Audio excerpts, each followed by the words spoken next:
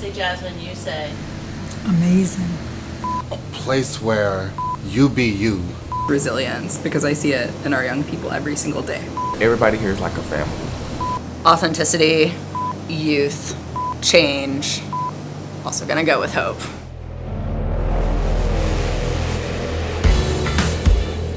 We give young people hope. We give LGBT kids hope. We give the LGBT community hope that things will get better. I've seen them get better since I've been here, and it's pretty incredible to be able to say you're a part of that. First of all, I didn't know there was this many gay people in Jacksonville. First of all, until I came to JASMYN, and then from there I found this amazing group of people and a whole bunch of homosexuals that I did not think Jacksonville had.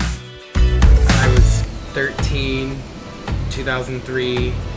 I came out as a young gay boy, and clearly things have kind of changed. Definitions have changed a little bit, but it was for me. It was life-changing. I learned about, not only social issues and gender equality issues. I learned about activism, and I learned about the proper kinds of activism, and I learned how to love and appreciate people around me, and it really formed me as a person.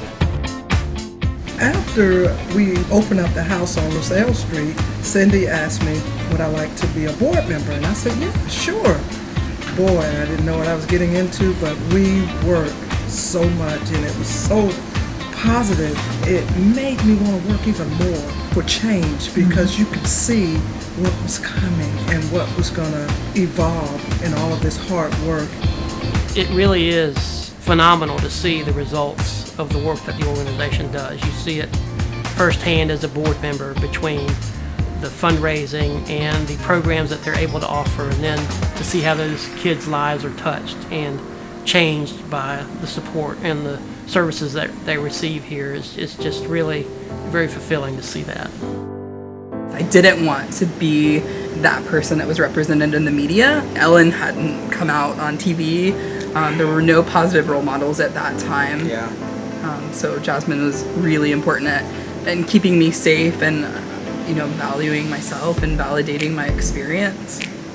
For me, figuring out who I was really one of the hardest things because, you have this organization at play that says come and be you, and when you've never been you, it's like, who are you? Exactly. So it's like finding me and learning a lot about others at the same time. The young people in the early days said, please don't put a sign out, please don't put out a rainbow flag, because we're afraid if people see us walking into this building, they will know we're gay and will be targeted. In the beginning of you being gay, you just don't know what works for you, and you, even friends, or just what to wear, or how to take life. And JASMYN actually shaped me to actually go into the world. I feel like coming to JASMYN has given me more confidence in regards to being open with my identity. Like this past year, our school newspaper, the main headline was about the LGBT population at our school.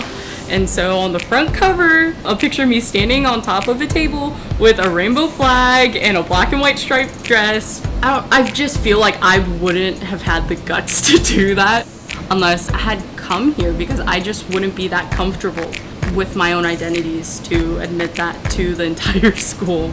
I always thought that the real change would come sometime many years in the future after I was long gone. And that I was really just kind of sowing the seeds for someone else to harvest in terms of making significant change. And I really believe that through all of what I call our scrappy years when we were just, holding on. I never imagined that we would get to a day, that I would see a day when the community would embrace this organization to the extent that we've been embraced, which is tremendous, that we would have such wonderful partners from all segments of the community, and that we would be able to really meet the needs of over 1,000 young people a year.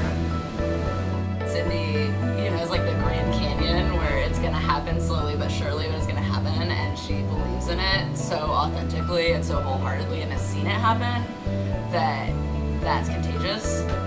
And then staying here long enough to see that that's possible. Yeah. And seeing that sometimes it happens a lot slower and it doesn't happen for the young person in front of you that moment, but seeing a young person 2 years from then with different options, you know, that the change is happening. When I started funding Capacity, where that was in the back of my head, like, oh, is this like really tender, very special place gonna change as it starts to grow and get bigger? Because I've seen it so many times. And so I was looking out for it, you know, I was like, is there anything happening here where it started to think about institution over maybe the mission? And that never happened.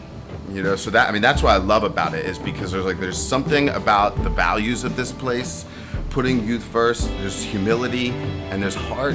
Putting kids at the center of the work has always remained true through that entire period.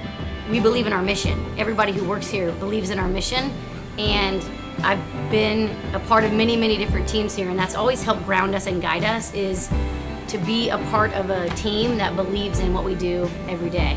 You know, people are asking us, how can we get involved? When for the last 10, 20 years, we've been asking, we need your help, please come help us. So what we've been is sort of like the gentle soaking rain that doesn't stop, or the drop that continues to drop on the stone, and over time the stone is transformed.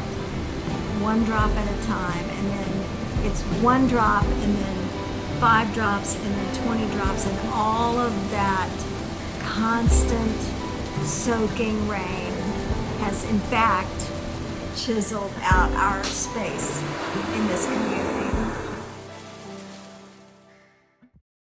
Love. I think a warm hot soda sitting in a tray, but we're gonna grab one anyway. Resilient. Beacon of light, beacon of hope. Transformation, a gazing, absolutely queer, life-changing. I say Jasmine, you say Emily's Rainbow Door.